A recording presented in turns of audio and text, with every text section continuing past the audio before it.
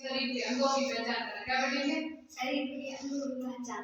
ठीक है, तो मैं ना शरीर के अंगों का नाम लूंगी, आपको बताना है कौन सा है। ठीक है, ठीक है। तो आंखें कहाँ पर है?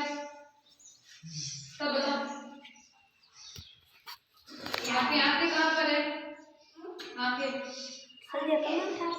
ये और कान? हाँ, हाथ? ठीक है। पैर? नीचे देखो। पैर, ठीक है। घुटना? घुटना कहाँ पर है? ठीक है। बाल? और कोहनी? कोहनी कहाँ पर है? ये। अंगुली? पैर का अंगूठा? गर्दन? गर्दन बताओ।